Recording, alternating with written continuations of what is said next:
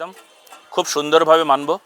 আজকে দেখবেন এই যে মানুষটা আজকে এখানে দাঁড়িয়ে আছে, সে এখানে দাঁড়িয়ে আপনাদের সঙ্গে কথা বলতে পারতো না। সেই দিনই আমাকে ওরা হত্যা করে ফেলতো। পরের দিন আমাকে উনি উপযুক্ত চিকিৎসা করবার জন্য উনি কলকাতায় নিয়ে আসলেন, আমার সুচিকিৎসা করালেন, আমাকে সুস্থ করলেন। তারপর আমি চিরকাল ওনার কাছে কৃতজ্ঞ থাকব, চিরকাল। একজন একজন মানুষকে উনি বাঁচিয়েছেন, যে মানুষটা এই কৃতজ্ঞতা স্বীকার না করলে অকৃতজ্ঞ হবে, আমি ওনার কাছে চিরকৃতজ্ঞ।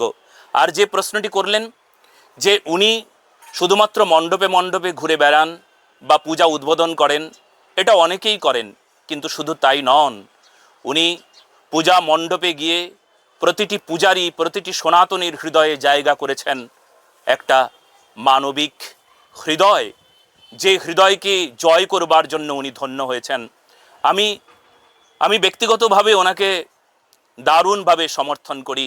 আপনি শুনলে অবাক হবেন, প্রতিদিন আমি 2টো করে তুলসী ভগবানের চরণে নিবেদন করে বলি, এই মানুষটাকে আমরা রাজ্যের এমন একটা আসনে দেখতে চাই যেখানে মানুষের মঙ্গল হবে, সনাতনীদের জয় জয়কার হয়ে যাবে। উনি যদি এই সিংহাসনে বসেন, তবে আমি বলবো যে রাম রাজত্বকে আমরা আবার দেখতে পাবো। বাংলার মানুষ তারা প্রজা হবে, তারা রাম রাজ্য দেখতে পাবে। আর সেই রাম রাজ্য পশ্চিমবঙ্গ থেকে চালু হোক, পশ্চিমবঙ্গ থেকে শুরু হোক, হিন্দু রাষ্ট্রের সূচনা হোক। বাংলার এই মানুষটাকে আমরা শুধু নই, প্রতিটি মানুষের হৃদয়ে এমন একটা জায়গা উনি দখল করছেন, যাতে আমাদের আনন্দ, আমরা আমাদের ভাবি প্রজন্মকে টিকিয়ে রাখতে হলে, বাংলার অস্তিত্বকে টিকিয়ে রাখতে হলে এই মানুষটার প্রয়োজন। তাহলে এই সনাতনী লড়াইয়ে আপনার সহযোদ্ধা হিসেবে শুভেন্দু অধিকারীকে মানছেন তাহলে, এবং আগামী দিনে তিনি যদি রাজ্যের একটি শাসকের ভূমিকায় তাকে দেখা যায়, অবতীর্ণ হওয়া যায় সনাতনীদের লড়াইয়ে, তাকে মানবেন? একদম মানব। আর আমাকে যারা ফলো করে, যারা আমাকে মানেন, শ্রদ্ধা করেন, ভালোবাসেন, আমি তাদেরকে বলবো যে যারা এই বর্তমানের স্বৈরাচার শাসন বিমুক্ত একটা রাজ্য চায়, বাংলার মানুষ যারা ভগবান চৈতন্য মহাপ্রভুর শ্রীচরণে অনুরাগী জন, যারা শুদ্ধ বিশুদ্ধ ভক্তজন, এছাড়াও অনেক অনেক সনাতনী সজ্জন, তাদের কাছে আমি অনুরোধ করব যেন আমরা আমাদের এই বাংলার বুকে এই স্বৈরাচারী শাসন থেকে আমরা বিমুক্ত হই।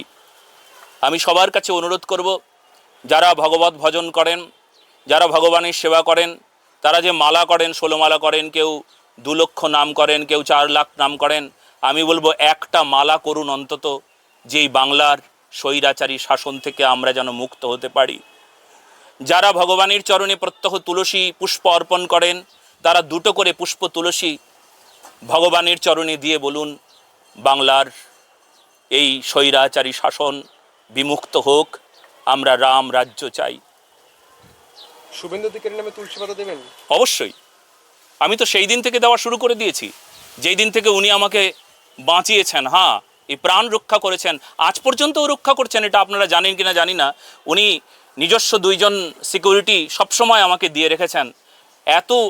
এত লক্ষ্য রাখছেন ইনি, শুধু আমার দিকে লক্ষ্য নয়, এমন লক্ষ লক্ষ সনাতনীর দিকে ওনার নজর আছে। কোথাও কোনো সমস্যা হলে আর কেউ বলুক না বলুক, চেঁচিয়ে বলবার মানুষ আমি এই এনার দিকে তাকিয়ে দেখেছি। অতএব জয় হোক, আমরা সেই জয় কামনা করছি। রাজনৈতিকভাবে যদি হিন্দুদেরকে রক্ষা করতে পারে, তার নাম শুভেন্দু অধিকারী, এটা নিঃসন্দেহে, অস্বীকার করবেন? নিঃসন্দেহে।